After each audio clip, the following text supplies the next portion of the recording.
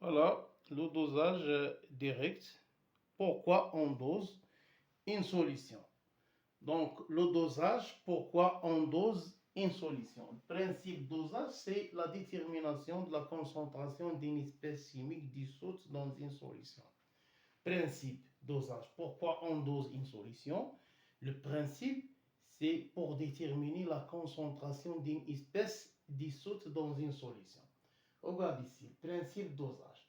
Le dosage d'une espèce chimique dans une solution est la détermination de sa concentration molaire dans cette solution. Si on ne sait pas la concentration d'une espèce chimique dissoute dans une solution quelconque, il faut utiliser la méthode dosage. Voilà, ici dans cet exemple, on utilise les dispositifs expérimentaux. Regarde ici un agitateur magnétique. Voilà, ici un barreau magnétique dans le bécher qui tourne. Voilà, l'agitateur magnétique fonctionne sur la barre et la barre tourne pour homogénéiser et la solution ou bien pour l'agitation de la solution. On dit agitateur magnétique. Ici, le réactif titré, c'est-à-dire le réactif qui a la concentration inconnue. Par exemple, ici, Fe2+, c'est ça l'espèce dissoute dans la solution de sulfate de fer. Voilà l'espèce Fe2+, caractérisée par la couleur verte. Voilà, donc Fe2+, caractérisée par la couleur verte se trouve dans une solution dissoute dans une solution sulfate de fer. On veut déterminer la concentration de Fe2+, notez C2. Donc, regarde ici, on utilise pour déterminer la concentration de Fe2+, qui est dissoute dans la solution de sulfate de fer 2. Donc, pour déterminer sa concentration ici, on met dans un bécher un volume. Par exemple, un volume V est égal à 10 000 litres. 10 000 litres ou bien 20 000 litres pour déterminer la concentration C2. Donc ici, oubliez SO4-, SO4-, c'est un ion spectateur. Donc qu'est-ce qu'il reste? Seulement Fe2+, qui réagit. Donc ici, Fe2+, appelé le réactif titré, c'est-à-dire qu'il y a la concentration inconnue. Voilà, c'est C2, concentration inconnue. Voilà, pour déterminer leur concentration C2, on la dose la solution par une autre solution appelée permanganate de potassium. Regardez le permanganate, ici MnO4-, caractérisé par la couleur violette. Donc, pour déterminer la concentration de Fe2+, qui existe dans la solution sulfate de fer 2, on utilise autre couleur ou bien autre réactif appelé le réactif tétran pour déterminer sa concentration C2. Donc la couleur ici, regardez K2, c'est un ion spectateur. Donc ici, on s'intéresse sur les deux ions. Les deux réactifs ici, c'est Fe2+, et MnO4-. Donc le couple de MnO4-, c'est MnO4- sur Mn2+. On a deux réactifs MnO4-, ou le couple de Fe2+, c'est Fe3+, pardon, on écrit en vert, donc Fe3+, sur Fe2+. Voilà. Un oxydant réagit avec un réducteur. Et voilà comment on détermine la concentration de ces eaux. Regardez, on suit les étapes. Ça, c'est une burette gradiée. On dit ça, c'est burette gradiée.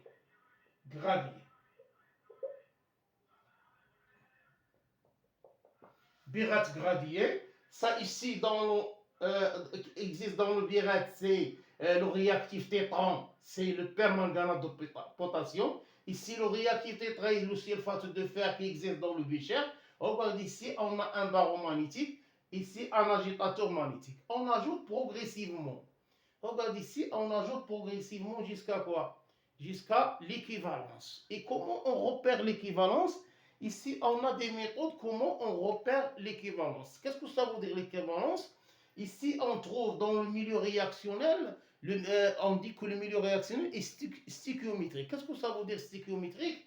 Les deux réactifs disparaissent à l'équivalence, totalement, disparaissent. On ne trouve jamais MnO4- et FO2 à l'équivalence. On dit à l'équivalence, le milieu devient stéchiométrique. Qu'est-ce que ça veut dire stéchiométrique? La quantité de matière de MnO4- est égale à 0 et la quantité de matière de Fe2 est égale à 0, c'est-à-dire les deux réactifs disparaissent totalement à l'équivalence.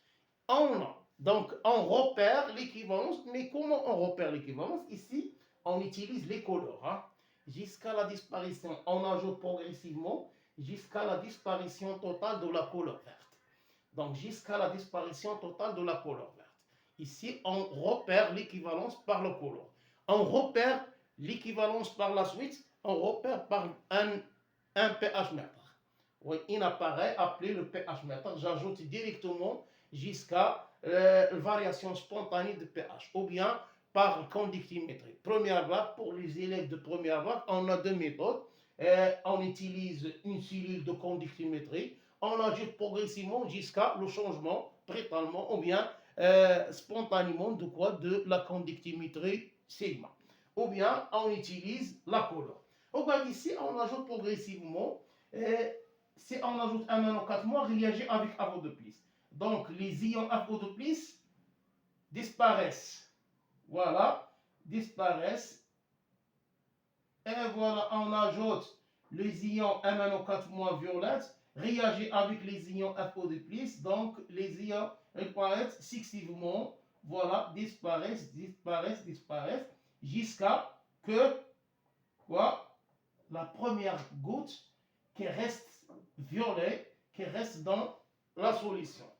Si, donc jusqu'à la fin, si on ajoute une goutte violette, reste dans la solution, ici, je ferme le robinet et je lis horizontalement la valeur de volume d'équivalence. La valeur du volume versé de la solution permanganate de potassium, c'est par exemple 20 ml. Et voilà, on repère ici l'équivalence par la couleur. Jusqu'à la couleur violette cesse de disparaître. Voilà, goutte reste goutte sur le milieu réactionnel, goutte violette reste sur le milieu réactionnel, on dit que les deux réactifs disparaissent totalement. Et voilà, je ferme le robinet et je détermine le volume d'équivalence. Ici, on trouve une relation entre C1, V équivalent, C2 et V2. Comment on trouve une relation pour déterminer la concentration C2? Ici, on a le repérage, ou bien on repère l'équivalence par la couleur. Si on repère l'équivalence par la conductimétrie ou bien la conductance, G, voilà la conductance G diminue en fonction du temps. Pourquoi diminuer? Parce que les deux ions MnO4- et Fe2+ disparaissent, donc diminuent jusqu'à, et après, elle augmente parce que cesse de disparaître, MnO4- reste dans le milieu réactionnel, donc on dit cesse de disparaître ici. Et voilà, le volume d'équivalence, c'est l'intersection de deux portions et on détermine V équivalence à partir de l'accord. Ou bien on détermine le volume d'équivalence directement, expérimentalement, à partir de la couleur. Et voilà, et il y a une relation qui relie C1, V équivalent, C2 et V2. Si on veut déterminer les deux relations, il faut écrire l'équation de la réaction. Voilà la première équation de la réaction. On écrit les deux demi-équations de la première, demi-équation de la deuxième, et on fait la somme. Voilà, la demi-équation de la première, c'est MnO4- flèche Mn2+, c'est simple. Ici, regardez, on a les deux atomes Mn, c'est la même chose, le nombre d'atomes de magnésium, c'est la même chose. Donc, j'équilibre l'oxygène par, on ajoute H2O. Voilà combien d'atomes d'oxygène ici, 4, il faut multiplier par 4. Donc, j'équilibre l'oxygène. Après, j'équilibre les atomes d'hydrogène, 4 fois 8, donc c'est 8 atomes d'hydrogène. Ici, on ajoute 8 ions H+. Et finalement, on équilibre les électrons. Regardez combien de charges positives, 8 fois plus, c'est 8+. Avec moins, reste 7 charges plus. Ici, combien de charges plus? On a 2 plus. Donc, pour les deux charges sont les mêmes à gauche et à droite, ici, j'ajoute 5 électrons pour éliminer 5 charges positives et devient ici 2 charges positives, 2 charges positives. Regardez, 8 charges positives avec 6 charges négatives devient 2 charges positives, ici 2 charges positives. Pour la deuxième équation, demi-équation, pardon, c'est, regardez ici, c'est Fe 3 plus donne Fe de plus. Ici, on a seulement le charge. Combien de charges positives? Ici 3, ici 2. Il faut ajouter une charge négative. Et je fais l'inverse des deux. Pourquoi on fait l'inverse de la deuxième réaction? Demi-équation, parce que les deux réactifs soient à gauche. Hein. Les deux réactifs soient à gauche, donc devient Fe 3 plus 1 électron. Je fais l'inverse. Regardez ici, c'est Fe3 plus 1. Et je mets ici Fe de plus de l'autre côté à gauche pour faire la somme des deux. Et voilà la somme des deux. Faire la somme des deux pour que les réactifs, quels sont les réactifs? Le réactif tétra, c'est Fe de plus. Le réactif tétra, c'est 1-4-. Je fais la somme des deux. Donc, regardez, pour la première, il faut multiplier par 5 pour faire la somme des deux demi-équations. La première, on multiplie par 1 et on met la somme des deux. Pourquoi ici? On a 5, il faut multiplier la deuxième par 5. Ici, on a 1, il faut multiplier la première par 1. Donc, l'équation devient, qu'est-ce que ça veut dire multiplier par 1? C'est 1-4 moins, plus 8H plus, il faut multiplier 1 ici, 1, 1. Donc, la multiplication par 1 ne change rien. Voilà, l'équation devient, c'est 1-4 moins, plus 8H plus, c'est pas la peine d'ajouter les électrons, passons à l'autre côté, 5 Fe de plus. Donc, l'équation de la réaction, dosage, toujours, c'est une réaction totale. On met sous le flèche. Hein. Voilà, deuxième. Passons à la deuxième partie. Ici, 1-4 moins. La multiplication par 1 ne change rien. Plus 4H2O. Et on passe ici 5 fois F3 plus. On utilise le tableau d'avancement ici. Ici, pardon. On utilise un tableau d'avancement. La quantité de matière ici de 1-4 moins, notée C1V équivalent. Voilà.